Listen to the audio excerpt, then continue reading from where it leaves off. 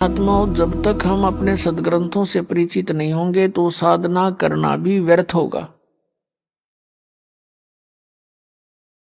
मनुष्य जीवन का मुख्य उद्देश्य है परमात्मा का पाना, और यदि परमात्मा प्राप्ति नहीं हुई तो फिर वैसे ही अपना जीवन नष्ट करना होता है। सतगुरु संगत छोड़ के चाहे लाख वर्ष जप की नहीं, इंद्री क्रम न मोक्ष होवे फिर काल के अधीन। सतगुरु की संगत छोड़ के, गुरु से विमुख होकर के, और चाहे लाख वर्ष जप करते रहना, आपको कोई लाभ नहीं होगा। इंद्री कर्म न मोक्ष होवे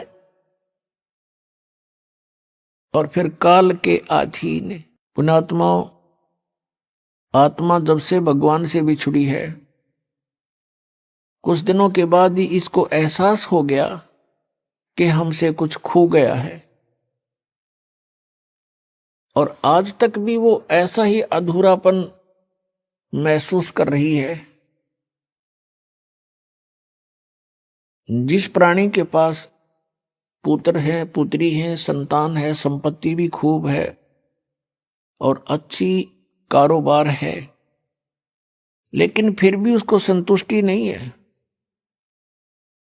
आत्मा फिर भी कुछ ना कुछ तलाश में है, परमात्मा की तलाश में है। वो अलग बात है कि उसको तरीका कौन सा प्राप्त हुआ है, कौन से धर्म में वो जन्मा है, तो फिर भी वो उसकी खोज कर ही रही है। अब जैसे निर्धन तो खोज करता है, मान लीजिए परमात्मा की धनी होने के लिए, निसंतान ढूंढ रहा है भगवान को, न सोच लेंगे संतान के लिए। लेकिन जिसके पास सर्व संपन्नता है, संतान भी है, संपत्ति भी है, सर्व यहाँ का काल का सारा सुख है, और फिर भी वो भगवान की तलाश में है, तो इसका मतलब ये सर्व जो कुछ भी हमें प्राप्त है, जिसको हम यहाँ चाह करते हैं, ये पर्याप्त नहीं है। इसके अतिरिक्त भी कोई कार्य है जो आवश्यक है। अब हमने उस आवश्यक कार्य को करना होगा। हम पहले अपना जो अनावश्यक कार्य है, केवल रोजगार के लिए, पेट के लिए, इसमें ज्यादा समय डिवोट कर रहे थे।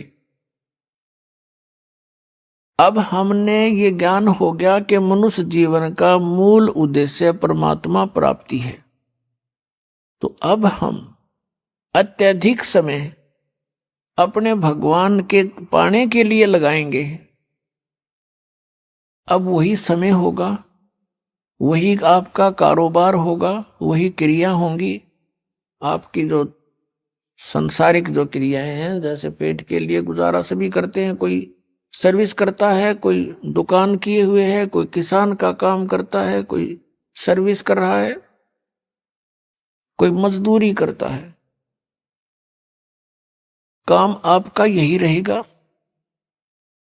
लेकिन इसमें भगवान का समय अधिक लगाना पड़ेगा। हमने कैसे लगाना पड़ेगा? कई कहते हैं समय नहीं मिलता। समय आपके पास बहुत है, उस समय को हम समझ नहीं सके और उसका दुरुपयोग करते रहे। अब जैसे आप बस में बैठकर सफर कर रहे हो, आपके पास मंत्र प्राप्त है, आपको बैठ के बस में और अपना सुमन शुरू कर दे। इधर उधर झांकिया में देखा नहीं, किसी साथी ते बात घनी करे नहीं, और अपना मंत्र करता रहे, तो वो 2 घंटे आपका समय सदुपयोग हो गया। आप जी किसी मजदूरी के लिए घर से चले हो, मजदूरी के स्थल तक पहुंचे, तो वहां तक अपना सिमरन करे कई कई बार, और वहां जाकर भी मजदूर को या किसान को मानसिक कार्य नहीं होता, उसमें भी वो अपना भक्ति सिमरन कर सकता है। हमने देखा ये आली किसान हल के पीछे पीछे कोई रागनी गा रहा है, कोई और बकवास सोच रहा है मन में सारा दिन, तो उसका सदुपयोग कर सकते हैं हम, और भक्ति भी कर सकते हैं। क्योंकि किसी भी सदग्रंथ को उठाकर आप देखिएगा या किसी भी महापुरुष का अनुभव आप पढ़िएगा, उन्होंने वही कार्य किया है जो संसार के आम व्यक्ति कार्य करते हैं, और उन्हीं में परमात्मा को पाया है। उसी काम में सिमरण भी किया है, हठ योग नहीं किया किसी ने।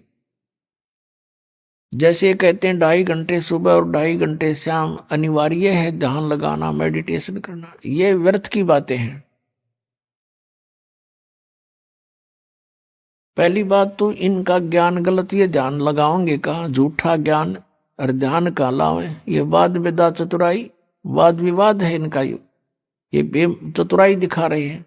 और बात रही हठ योग की, किसी भी संत महापुरुष ने हठ योग नहीं किया, और किसी भी सदग्रंथ में प्रमाण नहीं कि तू कति एक जगह बैठ के भक्ति कर ले। श्रीमद् भगवद गीता अध्याय नंबर 3 के श्लोक नंबर 4, 5, 6 में स्पष्ट किया है कि अर्जुन, यदि तू काम छोड़ के हठ योग करने लग गया, अगर तू कर्म सन्यासी हो गया, कर्म सन्यासी का अर्थ है काम छोड़ के और एक जगह बैठ जा, चाहे जंगल में बैठा, चाहे कोई गुफा बना ले, या घर पे बैठ के वो व्यर्थ प्रयत्न कर रहा है, तो फिर तेरा निर्वाह कैसे चले।